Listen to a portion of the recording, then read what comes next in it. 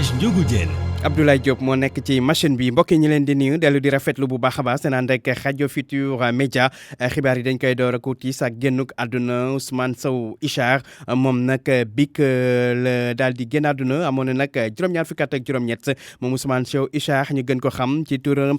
di Soloya Mama nekkoon ku ñu ràññee lool ci wàllum aada ak cosaan naka noonu tam ci wàllum aar lii di gàncax gi ak alam gi dañ ciy déglu seede yi ki nga xam te ni mooy Amady Bokoum nekk directeur musée des civilisations noires ki nga xam te ne mooy Ousmane Sow Ichar newoon ba fii président conseil d'administration bu musée des civilisations noires kan ñu déglu seede yi Amady Bokoum. dañu naxarlu et puis di seede ni Ousmane Sow Ichar borom xam-xam la woon ku xam aada ak cosaan la woon xelam daf ci nàccoon et puis ñun musée des civilisations noires vraiment lim ñu defal mënuma ko wax ci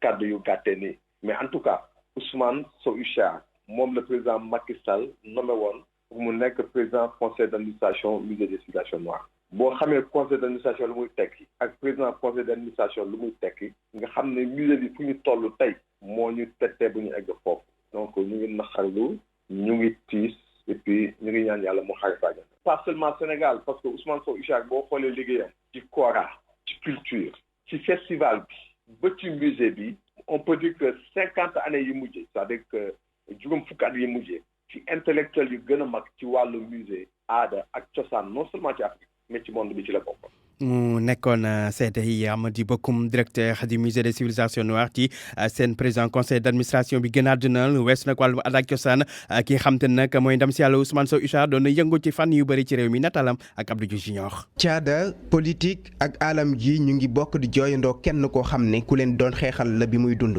ki ñuy jooy moo di Ousmane Sow Ichar critique d'art la woon nekkoon itam ki xam-xamam màcc ci wàllu musique wàllu anthropologie naka noonu wàllu muséologie nekkoon na itam gëstukat ak bindkat moom Ousmane Sow Ichar mu ngi faatu ci juróom-ñaar fukk ak juróom-ñetti at ñuy xamle ne dafa doon weyaaleeg benn jàngoro joo xam ne dal na ko yàgg na Soloya Mama nekkoon tur boo xam ne moom la artiste bëggoon ñu woowee ko artiste boo xam ni daanaka dafa mëne woon fu bëri moom Ousmane Sow Ichar nekkoon na conservateur jiite woon musée dynamique commissaire la woon ci wàllu exposition ca bitim réew jiite woon conseil scientifique bu Dakar biennale de l'art africain contemporain ba fii muy faatoo nag moom nekkoon na président bu conseil d'administration bu musée des civilisations noires bokkoon nañu itam ci ñiy xelal jëwriñ bi ñu dénk wàllu caada ci réew mi Ousmane Sow Ichar deful loolu kese nag ci dundam doon na yëngatu ci wàllu politique di xeexal bu baax alam gi moo tax moom militant écologiste bi bokkoon ci Reste les Verts di benn parti boo xam ne moo doon xeexal alam gi àndoon ceeg Ali Haïdar ñu taxawaloon ko ci atum 1999 parti ba dafa mujj xaajaloo waaye Ousmane Sow Ichar nekkoon na député ci assemblée nationale ci atum 2007 atum 2009 ba léegi bokkoon na ci conseils municipaux yu commune bu Ziguinchor moom Ousmane Sow Ichar ku xam-xamam màccoon la kon ci wàllu caada ndax mu ngi amee lu ñu di PhD ca université Laval bu Québec ci atum 1985 mu defoon fa wàllu art anthropologie muséologie ak musicologie Soloya Mama moom bokkoon na ci membre jury Oscar des vacances moom Ousmane Sow Ichar dëddu àdduna dëdduwaale caada bi mu doon dundaale. Abdou Diouf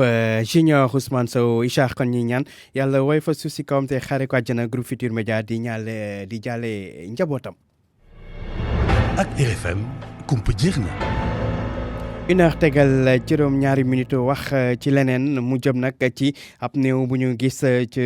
Pikine ci booru Technopole neneen nag waa ji ñu gis néewam koo xamante ne dafa amee woon feebaru xel tax sax ba kuréel gi nga xamante ne mooy ASAM bi xeexal ñi nga xamante ne ñu amee feebaru xel di koy mettitlu di sàkku ñu gën leen a taxawu ñoom sax neen ci fan yi di ñëw ñu ngi xalaat amal opération ngir ñi nekk ci mbedd mi di taxawal amee feebaru xel ñu daal di leen ci génne yóbbu leen ci kër dañ ciy déglu njiitu ASAM Soumana John ci micro Salif Sow. benn waaye ju am feebaru xel bu gaañu ci Technopole yaram bi doon yàqu ba ñu rob ko foofu ci Technopole réew mi yëpp tey jii sob ko ci tiis naqar waaye rawatina sunu kuréel gii di ASAM am na naqar amatina naqar am na naqar goo xam te ne kenn xamul fuñ ko waxee moo tax ASAM di woo njiitu réew mi Macky Sall président Macky Sall pour mu taxaw ñi amee feebaru xel rawatina ñi nekk si mbedd mi di taxawaalu sunu kuréel gii di ASAM rek moo mun a taxaw ñooñu amee feebaru xel ndokk nag ba mu fekkee ministre Abdoulaye Diouf Sarr laxasaayu takkaayu ba dëgër ngir ànd ak ASAM liggéey bii nii nga xam te ni boobu ba léegi ñu ngi koy waajal fii ak ay fan yu néew daañu tàmbali opération bi ñu tuddee jëlee ñi ami feebaru xel si mbedd mi dugal leen ci askan wi waaye nag dafay jaadu président Macky Sall gouvernement bi yëpp sénégalais yi ñëpp sóob seen loxo ci liggéey bu rëy bi nga xam te ni ASAM moo ko fas yéene sumb ànd ko ak ministère de la santé et de l'action sociale ci njiitalu Abdoulaye Diouf Sarr dafay jaadu ñëpp taxaw ci ndaxte réew moo xamante ni dañuy bàyyi ay doomu adama ñuy dee ci mbedd mi ñu am feebaru xel ñii ñu leen di sàkku loolu jàpp naa ne ci 21e siècle bi nekk nii loolu dafa war a dakk bu ne Sénégal réewu teraanga la dañ ko tàmbali si ñu gën a néew doole te ñu gën a néew doole ci askan bi mooy ñi amit feebaru xel waratuñ leen seetaan ñuy gaañu ci mbedd mi di loru ci mbedd mi. mu ne woon Ansoumana Dione di njiitu ASAM di kuréel gi jóg ngir taxaw ñi amee feebaru xel la ñu ngi leen ko doon wax jàngoro yi Covid 19 yi dugg ci kaso bu Diourbel ay nit ñi fa téye daal di amee feebar bi loolu nag jur tiitaange ci ñi nga xam te ne ñooy liggéey ci bërëbu àtte yi maître Abdoulaye Babou di avocat moom li mu bëgg moo ñu dakkal lépp luy audience foofu la ca tribunal bu Diourbel ndaxte mbir yi wëratul mu bëgg nag ministre daal ci jël matuwaay ci ni mu gën a gaawee ñu déglu kàddoom moom maître Abdoulaye Babou. maa ngi nii tribunalu Njaareem di taxawu sama benn client boo xam ni ñu ngi ko jëlee kaso Njaareem ñu ngi toog maa ngi moom ci benn bureau mais man sama wér-gu-yaram doy na wax te ñëpp xam nañ day wàllante lu tax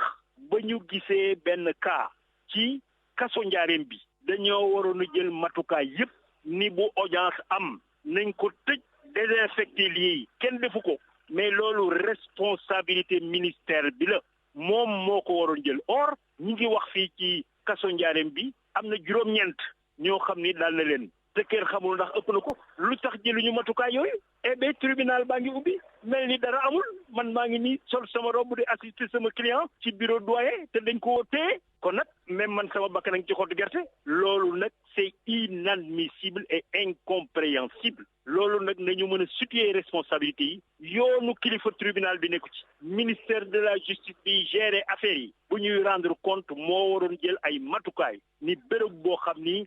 feeñal nañ fa ay affaires yu mel nii day wàllaate audience yëpp la ñu war a arrêté Diourbel ba réglé ko parce que ñun prisonniers yi fu ñu dëkk ci biir kaso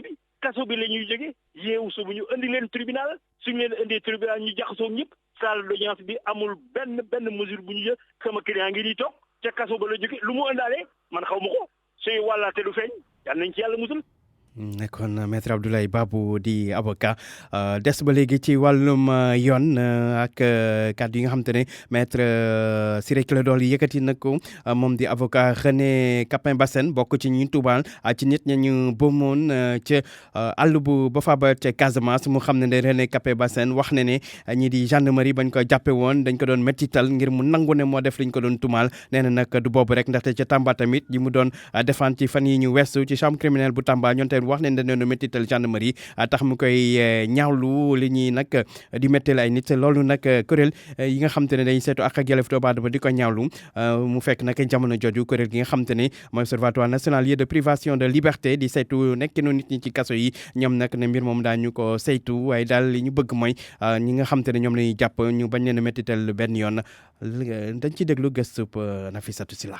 xoxatal nit ngir mu jox la li nga soxla ci information ci wàllum l'enquête muy police wala gendarmerie bëri na ñu koy ñaawlu ci ñu ko def wala sax seeni avocat bi ci mujj nag soxal affaire René Capain Bassène situation bile Seydi Gassama bu Amnesty Sénégal di koy ñaawlu ak di ñaax ministère public bi mu ubbi l'enquête ci wax yooyee. chaque année ñu attirer attention ministre de la justice nee ko procureur yi nekku ñu def li nga xam ne moom mooy obligation Sénégal dafa bokk ci convention Nations Unies mi nga xam ne dafa tax torture convention boobu li mu wax mooy say torture amee rek état am na obligation enquêter te ki nga xam ne moom moo représenté état ci système ci tribunal moom mooy procureur kon am na obligation enquêter malheureusement duñ ko def te loolu manquement grave la boo xam ne avocat ci seen bopp war na mën nañu porter plainte contre les présumés tortionnaires waaye ñoom tamit généralement duñu def liggéey boobu alors que am nañu possibilité saa yu seen client waxee dañ ko torturer pour que ñu porter plainte au nom de leur client wala boo encourager seen client pour porter plainte parce que en principe ki nga xam ne moom la ñu torturer war na mën a identifier ñi ko torturer. lu soxal nag affaire René Capain Bassène bu ñu sukkandikoo ci Seydi Gassama su fekkente ne li muy wax wér na ba ñu firnde ko lépp luñ ko doon toppee dañu koy annuler. procureur Ziguinchor am na obligation ubbi l'enquête allégation yi nga xam ne moom la René Capain Bassène dafa def par rapport à la torture leeral mbir mi su dee am na bépp PV boo xam ne lépp loo xam ne jot nañu am ci information dañ ko war a annuler recommencer waat enquête bi ndax torture moom lépp lu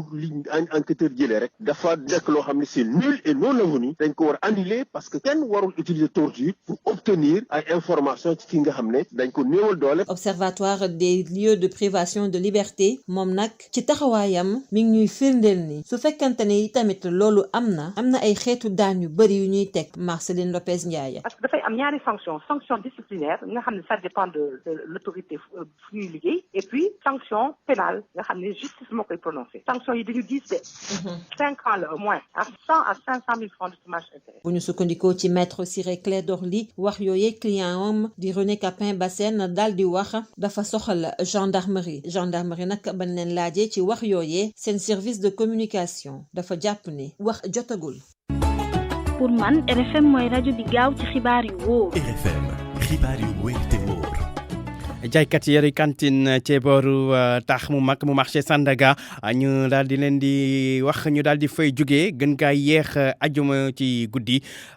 loolu nag li ko waral moo di ne nguur gi nee na tax moom nag dañ ko war a yeesalaat ndaxte ayata ngi nii ñu tëj ko kenn jaay fa ci biir marché boobu di marché Sandaga waaye jaaykat yi ñoom ña nekk foofu la ñu wax moo di ne duñ fa jógee ci seen cantine yooyu ndaxte demin dafa war a ànd ak booy dem da ngay ànd ak demin te fa leen bëgg a yóbbu di champ de course xat na ba pare làqu na reportage Youssouf Bodian. dara soppeekuwul ci ambiance bi doon am ci li wër bâtiment marché Sandaga fii amul dara lu wane nii fii ak ñaari fan ñi nekk ci cantine yi wër marché bi dañ fay jóge li ko waral mooy amul ay waxtaan yi am diggante nguur gi ak ñi yor cantine yooyu le su sukkandikoo ci Dame Diall moom mu ngi ci marché bi depuis 1975. ci defe naa ci seen rajo bi dañ ko dégg ñoom te jàpp naa ne nit boo koy toxal da nga ko ne ko bëgg naa la toxal barab sàngam ci conditions yi laa lay toxale lii tax nga bëgg laa toxal bâtiment bi ñun mën buñ sañoon tey ñu defar ko waaye nag li ñu aj ne bala ñu def bâtiment bi yàq loolu moom lañ mënta nangu toog fii dañu leen xaar bu ndikkee nu ñu fekkee baax na. démb am na ñu ñëw wax commerçant yi ni fii ak ñaari fan dañ fa war a jógee waaye bërëb bi ñu defar ngir dalal commerçant yooyu lee dafa xat suñu sukkandikoo ci Cheikh Diop di commerçant. fii ñi yor kandi ñëpp ñi ngi ko jëndee ñii ay 10 millions ñii ay 15 millions ñii ay 8 millions koo jëlee ci 2 mètres 50 3 mètres nga bëgg kaa yóbbu ci 80 centimètres wala 90 centimètres tamit loolu war na ngaa xool ñun ba ñu jóg mais dañoo bëgg ñu ñëw wax ñu bu fekkee ne dañoo jaay terrain bi nañ ñu wax ne dañoo jaay terrain bi ñu dédommage ñu. defaraat marché Sandaga càkkute fu commerçant yi la waaye suñu sukkandikoo ci Modou Diop maquette bi nga xamante ni moom lañ leen wonoon dañ ko soppi te yëgaluñu leen ko. fii ñun ñoo bëgg président defaral ñu ko ba ñu demal fa moom waxtaan moom mu ne moom moo koy defar proforma yam léegi nag ñun maquette bi ñuy liggéey lan bi nga xamante moom la ñu ànd ak président ñu liggéey ko ba pare ñoom dañoo jël maquette boobu ànd ak beneen maire ñëw andi beneen maquette boo xam ne bokkut ak ñun ba jox imposé ñu ko ñun nag bëgguñu loolu ñun nag ñoo ngi wax askanu Sénégal ak président Macky Sall na ñëw wax ci lii parce que ñun ay doom aadama lañ ci dëkk bi lañ dëkk liggéey fi suñu alal ba heure bii kenn duñu koy yàqal dem. ñi amee cantine ci avenue Lamine Gueye Émile Badiane rue Sandiniéry nguur gi muy sàkku ci ñoom ñu bindu ngir ñu mën a dem ca site champ des courses fi ñu leen war a recaser. Youssouf Bodian liggéeykat yi hôtel King Fahd xëy tey amal toogaanu ñaxtu ñoom nag li leen metti moo di ne lu ëpp téeméer ci liggéeykat yoo xam te ne dañ leen def chômage technique ñu toog seen i kër te loolu nag nee nañu dëppul ak digle bu président Macky Sall gannaaw bi mbas mi di coronavirus laalee réew mi li ñu bëgg tamit mooy ñu sàmmonte seen ak ak yelleef tey ji kon ne doon amal ñaxtu boobu ci teewaayu Mame Mbow. ci ab xol bu jeex tàkk ci niñ ko waxee la ñuy liggéey ci hôtel King Fahd Palace doon daje tey ji ci buntu hôtel ba ngir ñaawlu dogal bi nga xamante ni seeni direction jël na ko ñetti weer ginnaaw bu nguur gi amalee plan d'urgence bi. li gën a extraordinaire mooy que ne un hôtel qui fait plus de 13 milliards de chiffre d'affaires plus de 12 milliards de chiffre d'affaires nga ñëw en 2 semaines de Covid nga taxaw nga ne amuloo xaalis même les 3 mois yi nga xamante ne fayeeku nañ ko fan yi passé mais bu dul woon ak l'ordonnance du chef de l'État duñ ko fayeeku. Seydi Aboubacar Ndiaye bokk ci téeméer ak juróom-ñeenti fukki ak ñaari employés yi nga xamante ni dañ leen yóbbu chômage technique doxalin bu jaarul yoon ñàkk sàmmonteeg ak droit yu personnel ba ak yeneen moomee di xamle ne seen dund bi dee ko gën. comment se fait-il que nit ki nga xamante ne day vivre ak salaire am ñu koy fay 100% muy am problème nga bëgg ne da nga koy fay 50% avec toutes les retenues maanaam sa salaire day jaar banque jël li muy jël nga jël retenu yëpp mais lan ngay vivre loolu mooy fayloo nit ki xaalis te li gën a metti nit ñi mooy que ne il se réclame de l'expertise nationale fii luubal moo fi am c'est scandaleux loolu la ñuy dénoncer y a 192 personnes dehors. jamono bu ñu nekkee ca chômage technique am na ñeneen ñoo xamante ni ñoo ngi ci biir di liggéey. ñii nekk ci biir doon leen di fay 100% suñuy collègues lañu ak ñeneen ñoo xamante ne c'est pas des permanents mais nag le problème qui se pose mooy que ni ñun mënatuñoo toog encore ci biti encore 2 mois. liggéeykatu hôtel King Fahd Palace yooyu mer ba futu ci anam yi nga xamante ni seeni direction mu ngi koy doxalee ñoom nag li ñuy laaj mooy ñu woowaat leen ñu liggéey comme ni mu waree wa ilaa dinañ sumb yeneen i xeex. Rumaax Mbow ci mbir moom nag RFM jëm na ci jokkoo ak kilifa yu hôtel King Fahd nekkoon fii ay jamono hôtel Méridien waaye ñoom nee nañ daal daañu diggée nañu daal ne daañu addu ci mbir moomu indi ci leeral. mu fekk jamono jooju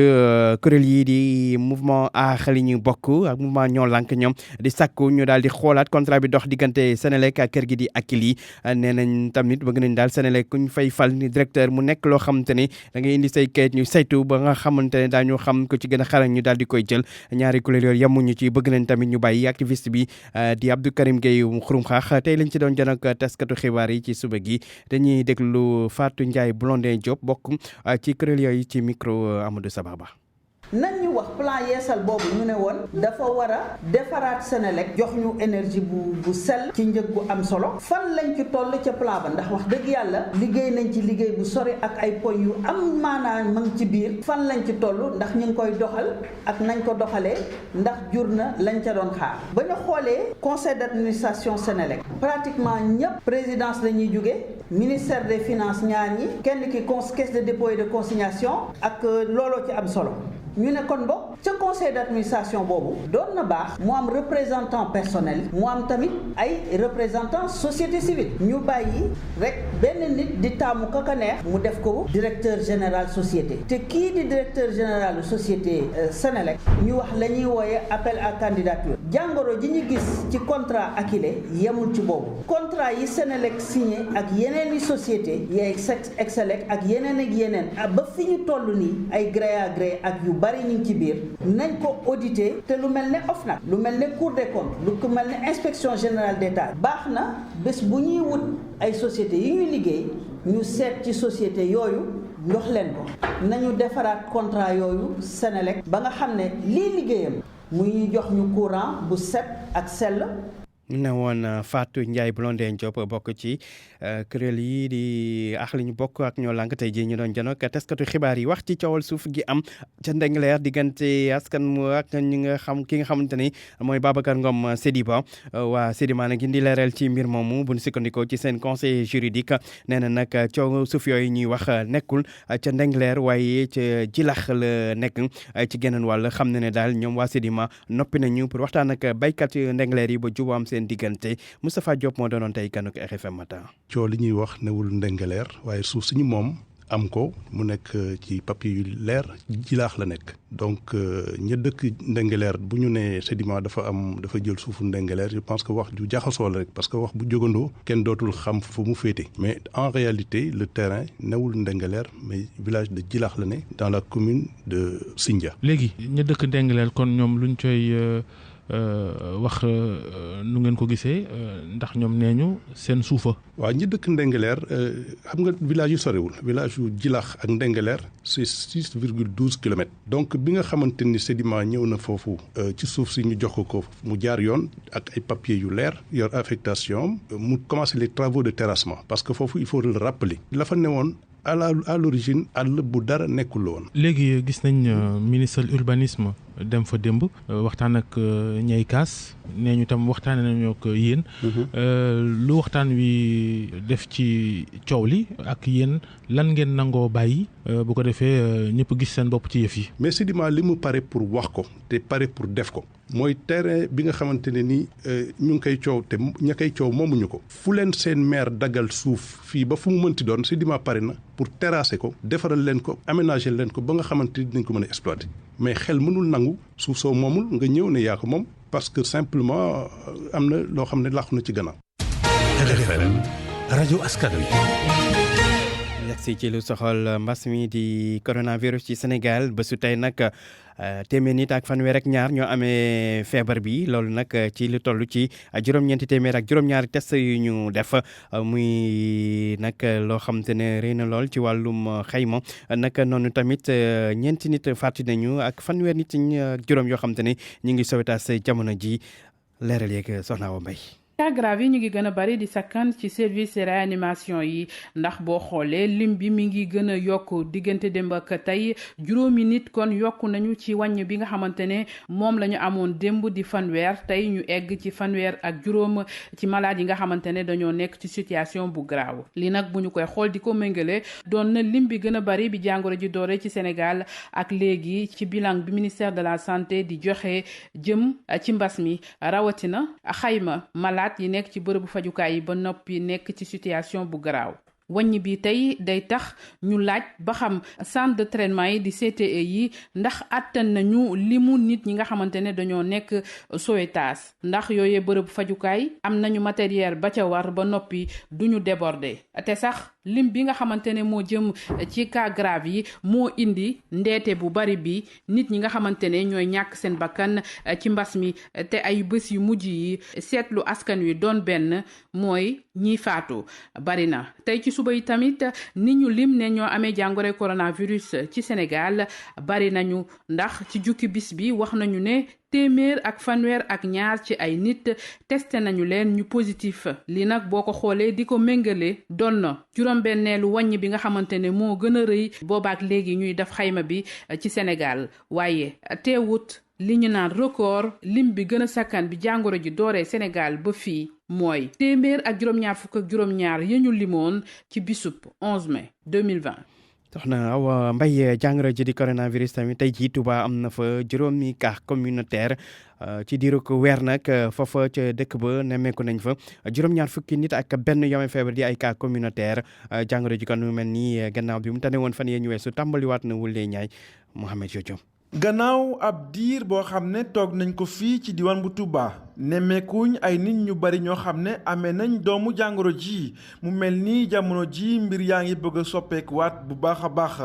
cas communautaire yi nga xamee ne ñoo ngi ko doon nemmeeku sax jamono ji dafa mel ni moo ngi yokkuwaat ndànk-ndànk tey am nañ juróomi cas yoo xam ne ñoo ngi jóge ci transmission communautaire bu ñu sukkandikoo ci point du jour bi ministère de la santé doon joxe.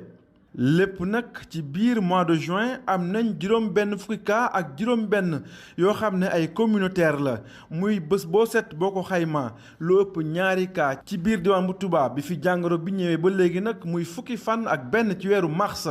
juróomi téeméeri cas ak juróom-ñeent fukk lañ fi nemmeeku ñaar fukk ak juróom-ñeent ñàkk fi seen bakkan centre de traitement des épidémies bu nekk ci hôpital Matlaboul Fawzeyni bu diwaan bu Touba fukki nit ak juróom ñoom ñoo fa amee doom mu jàngoro jamono ji ñi nga xamee nag ñoo ngi seen kër te ñu feebar ñu leen di topp ñoo ngi toll ci téeméer ak juróom kilifay kër docteur yi ñoom jamono ji ñoom ñoo ngi yokk seen communication bu baax a baax ngir fexe ba ñi nga xamee ñoo ngi weddi doomu jàngoro ji ñu bàyyi ko waaye tamit fexe ba askan wi di sàmmoonteeg li ñuy wooye ay gestes barrières Mohamed Diop Touba RFM. RFM bitim réew xibaaru bitim réew ak Georges Déthié Diop dañ koy door ak lu soxal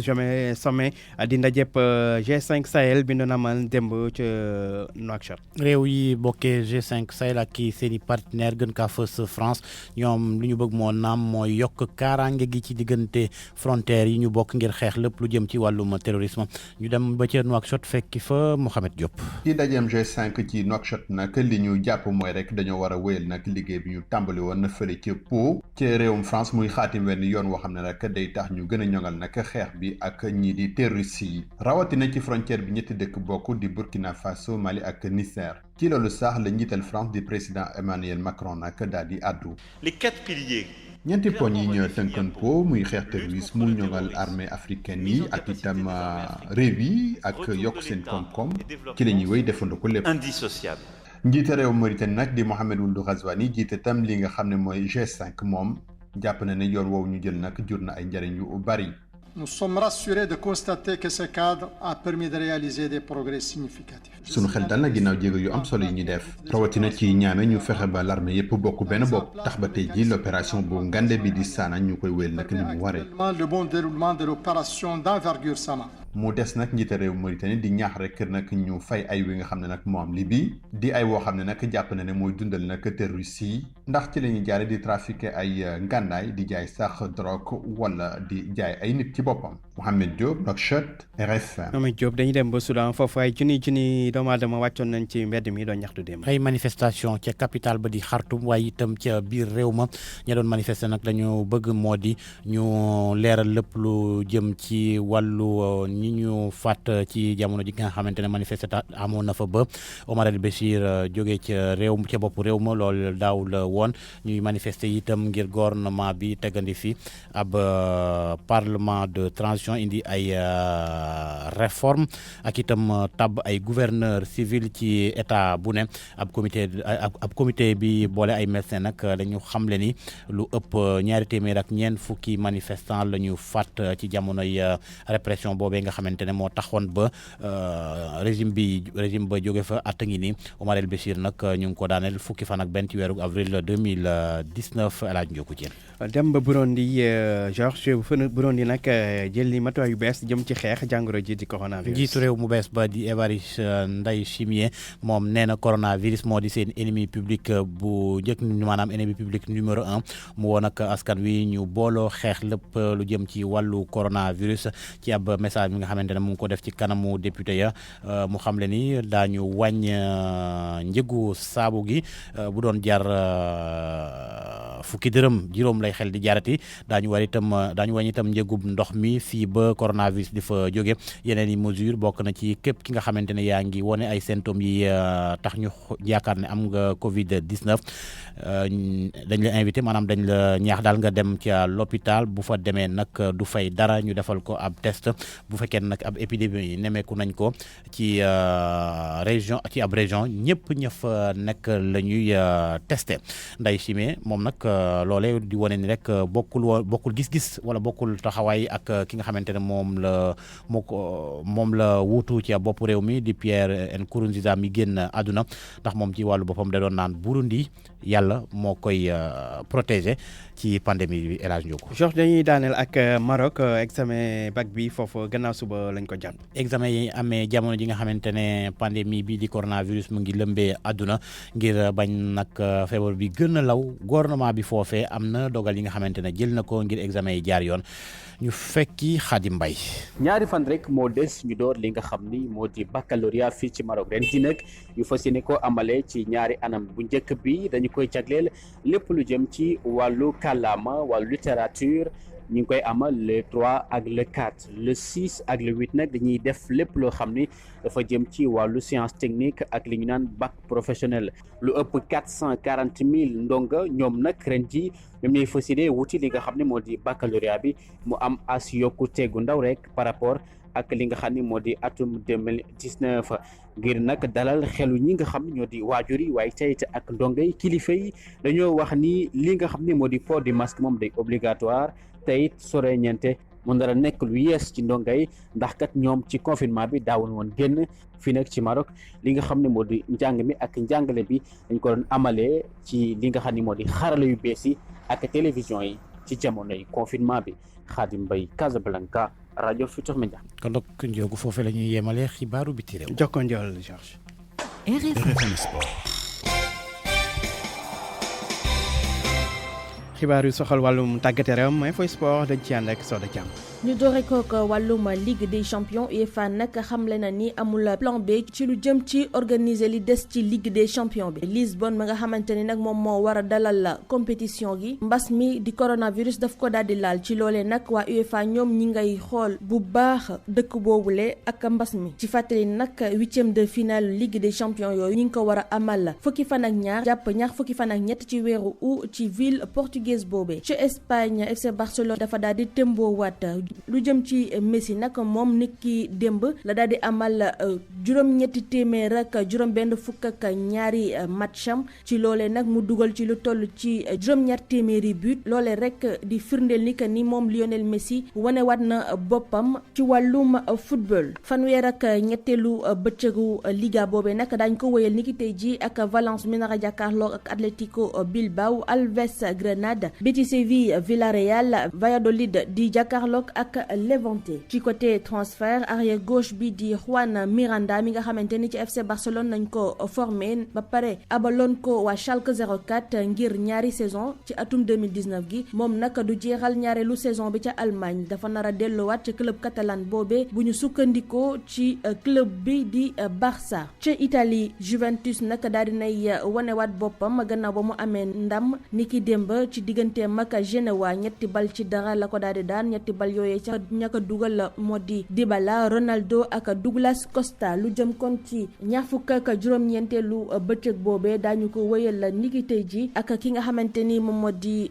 Inter Milan mi nar a dalal Brescia, Bologne war a am Cagliari, Spal AS Milan lay doon, Hellas Verona Parme, Fiorentina Sassuolo, Lecce di am Sampdoria Gênes. ca Angleterre itam daañu wéyal seen fanweer ak ñaareelu bëccëg niki tey ji Everton dina nar a jàkkaarloo ak Leicester, Arsenal di dalal Norwich, Bournemouth war a am Newcastle, West Ham di am Chelsea. ca France AS Monaco daal dinay xamle niki àllarba ji ni dafay daal di wéyal prêt bi nga xamante ni defoon nañ ko ci Antonio Barreca ca Genoa, Jordi Mbula ca Huesca ak Pelé ca Reading loolee nag ba njeextalu saison 2019-2020 bi. AS Saint-Étienne moom it niki démb la daal di xamle que ni du mën a compter ci défenseur am bi ñaar fukki fan ak ñeent ci weeru sulet gi nga xamante ni si nañ war a jàkkaarloo ak Paris Saint-Germain ci lu jëm ci finalu Coupe de France loolee nag la ko waral moom moo di ay jafe-jafe ci wàllum transferu joueur googule. ba tey ca France Marseille nag daal dinay officialiser prolongation wu contrat bu Marley ak ba 2024 ak Perrin ba 2023 niki noonu itam signature bu Alvaro González nga xamante ni dañ ko abaloon ci saison gi ñu génn Villarreal loolee nag ñeenti fan gannaaw ba nga xamante ni Dimitri Payet moom daal dinay fësal ni dafay wëyal contrat wam ak club bile même sax bu fekkee ni salaire am dafay wàññeeku. ci wàllum transfert ca Allemagne léegi nag c'est officiel Kouassi nag moom ab joueuru Bayern Munich la défenseur bi nga xamante ni ca Paris Saint-Germain lañ ko daal di formé daal dinay signé niki tey ji ci àllarba gi contrat professionnel am gu njëkk ci diiru pa ñeenti at maanaam kon ba weeru juin atum 2024. jërëjëf Soda Thiam yegg si léegi ci xibaar ñeel mbas mi di coronavirus Coronews ak Koumba Sandiane Faye. àllarba gi benn fan ci weeru juillet Sénégal enregistré lu tolloog téeméer ak fanweeri ñaari cas dolleeku ci li Sénégal amoon ci ñu amee coronavirus bilan gi toll ci juróom benn junni ak juróom-ñeenti téeméer ak ñaar fukk ak juróom bi mbas mi tàmbaleek léegi téeméer ak fukk ak juróom benn ñàkk seen bakkan ñaari junni ak ñaari téeméer ak juróom benn fukk ak ñett jamono ji des ci l'hôpital yi yeneen pays yu continent africain bi ba tey bilan bi di gënti diis booy xool Afrique du Sud am lu tolloog téeméer ak juróom fukk ak benn junni ak ñaari téeméer ak juróom-ñeent cas positif Algérie ñi amee mbas ma toll ci fukk ak ñetti junni ak juróom-ñeent téeméer ak juróom-ñaar Égypte itam bilan ba diis na fa lool ki junni ak benn yi daal dinaa teg ci lu matul benn bés juróom-ñett fukk ak benn doomu aadama faatu nañu tey jëlee yeneen dëkk yi ci àddina bi it booy xool virus baa ngi fay wéy OMS mu ngi xamle ne cas yu yees yi ñu jot daanaka booy xool lim bi dafa gën a takku loole sax moo xew ca États-Unis lu jege fukki junnit contamination yu yees daal dinay am loolee gën a diisal bilan gi ci àllarba gi junni ak téeméer ak juróom-ñeent fukk ak juróom-ñeent nit daal dinañoo faatu ci benn bés rek li mu ñu faate daal di jël téeméeri junni ak ñaar fukk ak ñeent Brésil itam bilan bi daal dina fay diis ndax booy xool junni ak ñaari téeméer ak juróom-ñeent fukk bakkan daal dinañoo rot ci benn bés rek booy xool ca Brésil million doomu aadama yi am virus bi teg na ñeenti téeméeri junni ak ñeent fukk ak benn cas juróom fukk ak ñetti junni ak ñetti téeméer ak juróom-ñeent daal di génn àddina loole lépp taxut askan wi daal di mën a bénéficier wu ci ay test de masse wala ay équipement de protection ci Allemagne nouveau cas yi lim bi dafa daal di yéeg ci benn fan bi ñu mujj rek nag booy xool am na lu tolloo ko ñeenti téeméer ak juróom-benn fukk ak juróom-benn cas li mu ñu ko mës a am yépp bésub tey bi booy xool léegi mu jege ñaari junni léegi mu jege ñaari téeméer yëpp junni cas. lu jege juróom-ñeenti junni it génn nañ àddina lim bi li ko gën a yokk mooy ci réew moomee dañu gis ab lim bu jéggi dayoo ci ab abattoir lu tollook junneek juróomi téeméeri nit dañu gis ne am nañu virus bi jëlee ko ci seen bërëbu liggéeyukaay boobee. Chine am na yeneen ñetti contamination yu jóge ci réew mi juróom-ñett fukki junni ak téeméer ak ñaar fukk ak ñaar cas wante ci bés bu mujj bi nag 0 cas la Chine daal di am. France bilan gu mujj gi nga xamante ni kilifay réew mi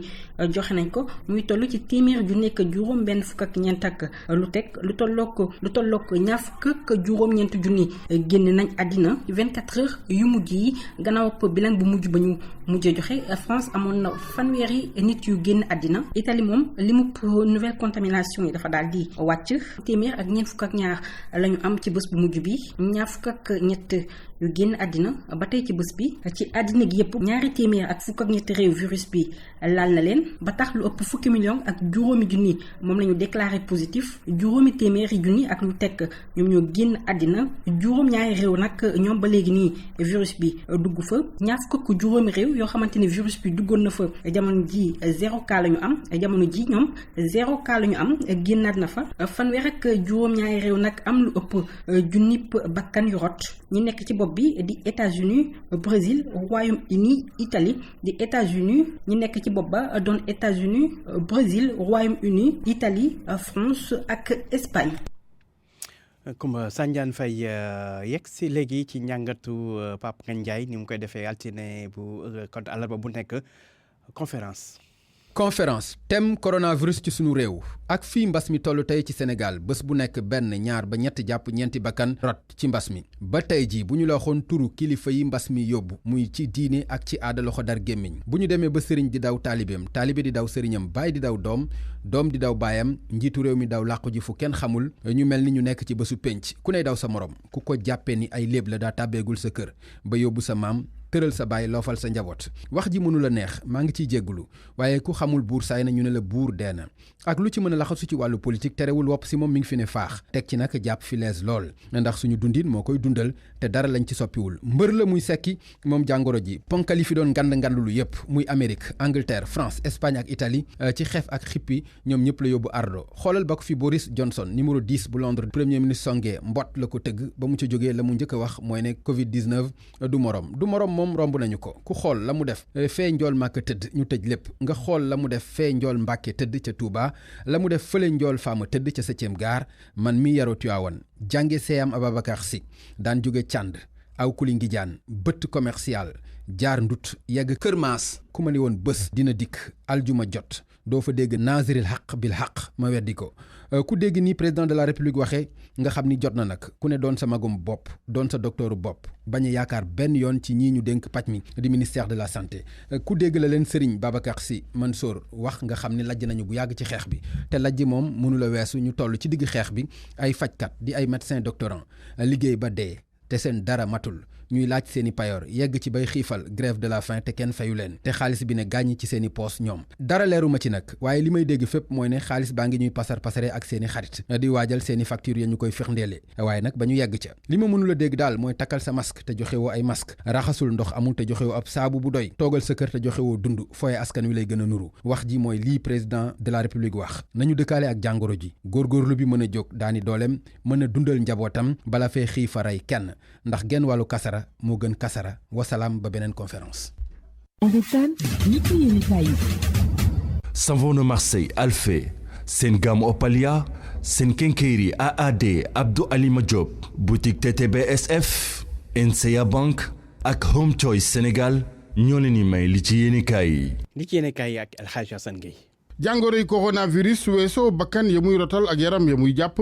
na it gafaga gouvernement bu Sénégal observateur xëy xamal ñu ne lu ëpp juróom fukki milliards dépensé gum nanu ko ci pajum malade yi ko amee 3 milliards ñu xayma ko ci li dem ci prime de motivation ngir personnel bi fajee lu jëm ci junni milliards yi gouvernement bi taxawee nag ngir ak ndëgërlaay ci xeex beeg jàngoro ji ministre Abdoulaye Daouda Diallo ci yéenekaay bi di Les Échos di ci indi leeral mu ne 302 milliards yu teg lañu génne ci juróomi téeméer ak ñaar fukk ak juróom-benn yi war a génn génn ñeent fukk ak ñaari milliards yu teg génn na ci juróom-ñaar fukk ak juróom-ñaari milliards yi nga xamante ni dañ ko sóoraale ngir santé bi juróom-ñaar fukk ak ñetti milliards yu teg génnit ci téeméer ak ñetti milliards yu nu sóoraale ngir yokk ndëgër laay dundu askan wi ak jàngoro yi coronavirus juróom-benn fukk ak juróom-benn milliards ñu fay ko BTP yi ak sphère ministérielle ñeent fukk ak ñaari milliards ngir fay arriéré yi ci frais location bâtiment yi nguur gi defi bureau terewul gouvernement boobee fas yéene taxawal ginnaaw corona bi plan bu bees jëm ci suqali koom ak réew mi boobee plan enquête yéenekaay mi xëy fësale nataalu Abdoulaye Daouda Diallo ne plan ak yaakaar bi la ngir nag ak suqalikuwaat ginnaaw corona bi du ñàkk ak cakkanal waral tribune gis ne président Macky Sall ci wàññi dayo gouvernement bi ci la jëm yéenekaay bi ñëw ci ministère yi ñu jàpp ne dañuy dem wax nañ it ne fusion dina am maanaam dajaleeg boole yenn ci ministère jàngoro ji waral li lépp moom mu ngi wéy ak lorangeem libération xamal ñu ne téeméer ak fukk ak ñaar ci nit ñu faatu ca lañ toll ci Sénégal diwaanu Thiès rek moom juróom-benn fukk ak juróomi cas yu bees ci ñaari fan am na ko ci prison diwaanu Njaareem fukki prisonniers yu amee jàngoro ji susu aane foofee kay ca boobu kaso jéy ju mag a fa am lépp nag mu ngi daal di tàmbale ci waay ji toll ci juróom fukki at ak juróom-ñeent amee woon jàngoro ji teg ca hypertension moo ko wàll juróom-ñaari prisonniers yeneen yu mu nekkal ak it major bu infirmerie prison ba yéenekaay bi tiit sax ñu wàll fa ñeneen laas moom yëgal ñu loraange jàngoro ji ci l'hôpital Maam Dabakh Malick radiyallahu anhu ci Tiwaawan ak juróom-benn di sage-femme ak brancardier bu ko fa amee ci xeex be coronavirus nag ci réew mi ak dogal yu mujj yi président Sall jël bokk na ci yëkkatik état d'urgence bi Sud Quotidien boobee geste arrière la ni opposition bi da caa mer ba futtu ne lu xew ëllëg moo mag boobu deltu ginnaaw muy Mamadou Lamine Diallo di Thierno Alassane Sall di Abdoul Mbaye Moustapha Diakhaté ne ko noonu ñoom ñëpp ci seeni réaction ginnaaw yëkkati état d'urgence gi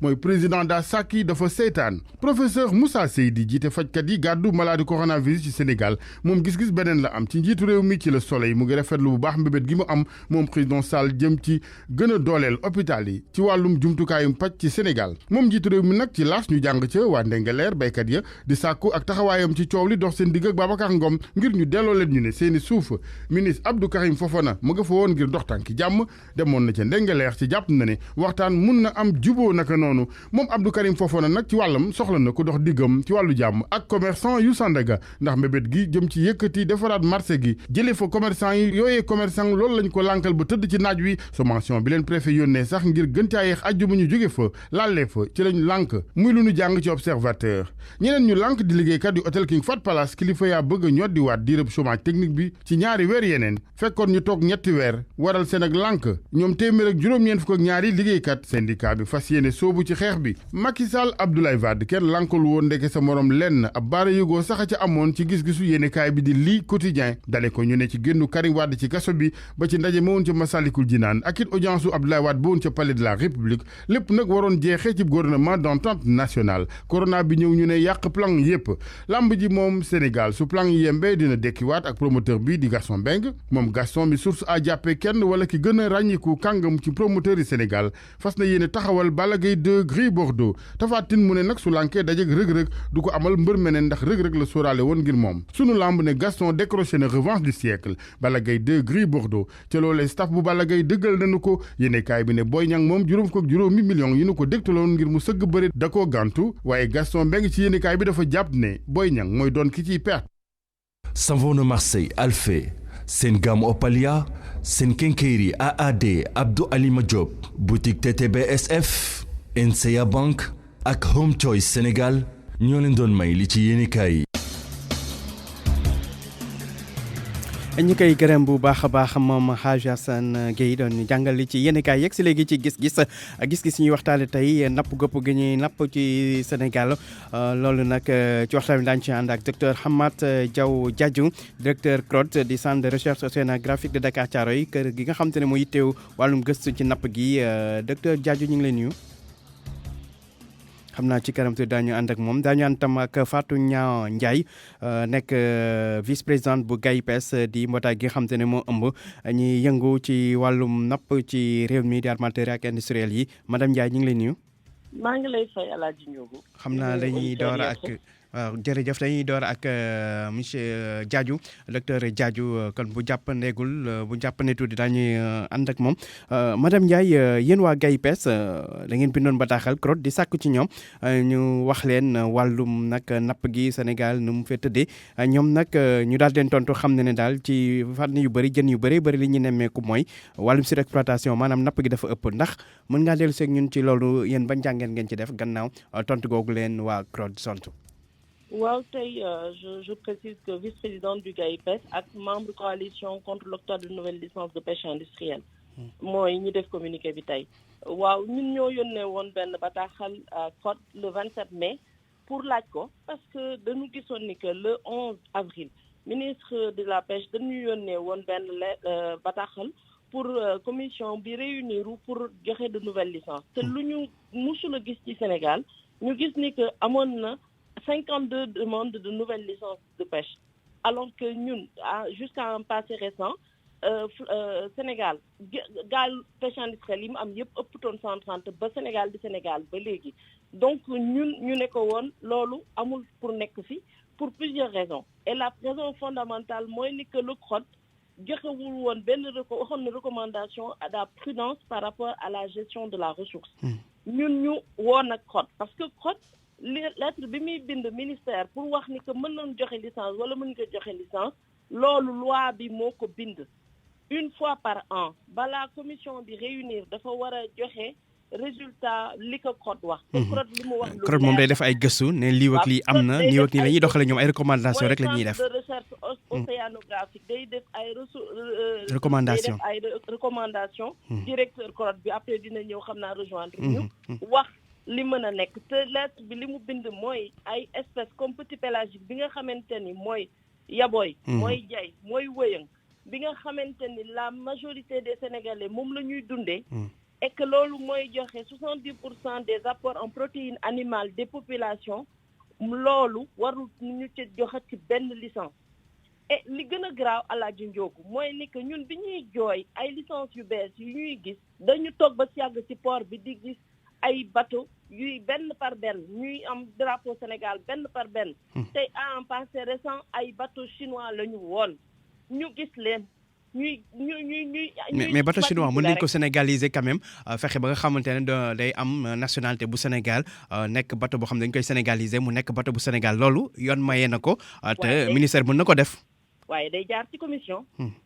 ci commission d'attribution des licences de pêche te bateau yooyu gisuñu fu ñu jaaree ci commission d'attribution des licences de pêche depuis 2018 lañ ko commencé di ko dugal ak seeni option de pêche kenn xamu ko moo tax ñun ñu bind direction des pêches maritimes le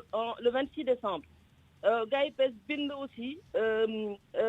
direction de la protection et de la surveillance des pêches ak marine marchande ne jox leen liste bateau yi nekk Sénégal ñun ñu xam bateau yi ndax jaar nañ commission wala jaaruñu commission ñoom ñu bañ ñu yónnee leen sommation interpellative mais ba tey kenn waxu ci dara le listing wax na ko forum civil wax na ko mais c'est un acte de gestion et de transparence ñu ngi wax ci nekk audit de la flotte industrielle mais audit premier pas wu audit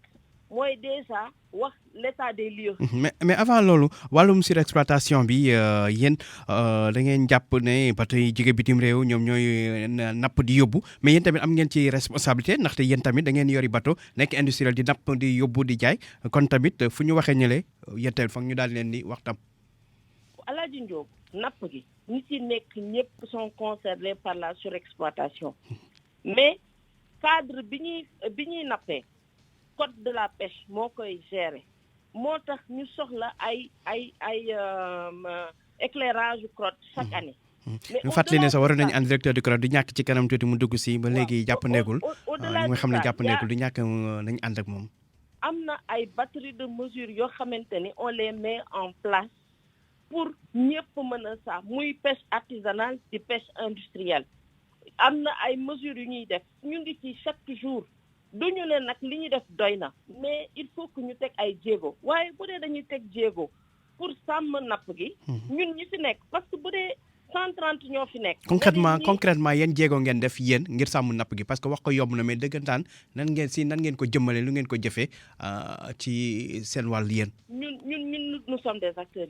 am na des actes de gestion comme on a fait faire des plans d'aménagement avec le ministère des Pêches. On a fait faire des repos biologiques. Am na benn coopérative de gestion de la crevette profonde bu ñu mettre en place. Loolu yépp am na ay CLPA yu ñu mettre en place. C'est des batteries de mesures yi nga xamante ni aussi bien pour pêche artisanale que pour pêche industrielle ñoo ngi ci. Am na commencé woon nañ sax jaugeage des bateaux pour xool ba xam ndax bateau yi capacité bi ñu leen jox moom lañu am réellement. Loolu 2016 lañ ko commencé avec ANAM. di ci teg ay jéego ndànk pas à pas. mais loolu yëpp état bi mooy def cadre bi te ñun d'accord nañ ci ubbeeku nañu ci législation bi évolué ñu xool nu ñuy sàmmee suñu géej parce que ñun mënuñoo nekk ci pêche bi di ci suturlu di ci liggéey ak sénégalais yëpp ba pare wëlbati ko di ko yàq wëlbati ko di ko loolu buñ ko defee ñun suñu bopp la ñuy njëkk a gaañ. Donc on a tous intérêt à ce que ces ressources soient bien préservées. Et quand bien même ñun ñu fi nekkoon préserver wuñu bu baax la solution c'est de nous remettre à l'ordre, mais pas d'ouvrir la pêcherie à d'autres qui viennent rajouter de la pression. Mais problème mooy loolu yéen lu ngeen wax ngeen ne d'autres wala des étrangers alors que napp la ñoom tamit dañuy liggéey ngeen di liggéey ñoom ngeen di napp ñuy napp mais yéen dafa mel ni genre siis ak yooyu noonu ñu ne di siis ak yooyu naan waa bitim réew ñoo yàq géej gi alors que yéen tamit am ngeen ci wàll seen loxo dugg na ci am ngeen responsabilité ci napp gi ñuy napp jën yi di koy yóbbu di koy jaay. xam nga laaj Ndiogu bu ñu waxee gel des licences de pêche maanaam dañu am ci par exemple am na pêcherie yoo xamante ni dootuñu ci joxeti benn licence loolu 2006 la woon du tey Sénégal ci boppam comme dëkk yu bari moo décidé ne man sama dëkk dootuma yokk bateau de pêche industrielle yi parce que géej gi attanu ko suñu ne duñu yokk nag ñun ñi suñu bopp ñooñu dem uti ay gaal ndax ku ñëw ut gaal ndax yàgg nañ ci géej gi xam nañu fu ñuy utee gaal xam nañ nu ñuy nappee waaye dugguñu ci loolu parce que réglementation législation bi mooy nekk bu ñu yokk pêcherie bi xam nga lu tax Alaaji Njoogu wax ji yanuwul maanaam ndax yokkaat ay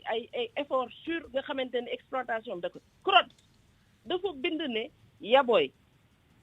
jay wëyën pêche artisanale moom lay liggéey donc jarul ñu ciy jox ay licence pêche industrielle parce que ces ressources sont menacées même pêche artisanale sax defal nañ leen ay recommandations pour la préservation de ces ressources léegi merlu bi ñuy wax bi ñu dem joxe gis plus de 50 licences muy banana bi ñu joxe plus de 50 licences imaginez que joxoon nañ évalué woon nañ stock de merlu bi nekk c'était à 3000 tonnes stock de merlu bi léegi ñu jël 1750 tonnes jox ko 2 bateaux de l'Union européenne mu des 1250 tonnes 1250 tonnes Alaaji Njóob noo koy séddalee 50 bateaux loolu yanuwul sax maanaam moo tax ñu ne léegi dégg nañ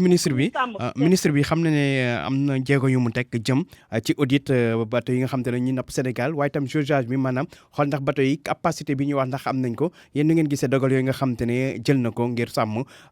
li napp gi ci réew mi dañ koy tàccoo fukki loxo loolu ci la ñu cee fekk ndax jaugeage commencé nañ ko depuis 2016 ñun ci boppam ñoo ne nañ def audit de la flotte pour xool kan mooy napp Sénégal parce que nag pêche c'est une question de souveraineté li tax ñu ne pavillon Sénégal balaa ngay am bateau il faut que 51% du capital soit détenu par des Sénégalais c'est parce que dañoo bëgg mu des ci Sénégal te ñun loolu rek la ñuy laajte dañu ne bateau bu fi am licence Sénégal na fekk ay Sénégalais moom ko en majorité comme ni ko législation bi waxee. mais par exemple peut-être na mën na am ay nit mbubboo ay waa bitim réew mbubboo doomu Sénégal jox leen ni bateau ba ñu am licence loolu tamit dañ ko fiy gis. loolu am dañ ko njort waaye xam nga lu ñu war a àtte ñun ak li ñu njort yoon moo tax ñu ne nanu def parce que da ngay gis bateau société bu am 7 bateau 8 bateau quand boo demee ci bilan ba ay comptam doo ko ci fekk. ñun Alaaji Njóogu xam nañ liggéey bi moo tax ñu ne OFNAC porté nañ dem nañ depuis septembre bind nañ OFNAC pour ñu leeral ko parce que que c'est une question de souveraineté nationale def na dem nañu wax nañu IGE nañ ko xool seetaat ko ñun nañ ci jiitu ci ñun ñuy seet wante nag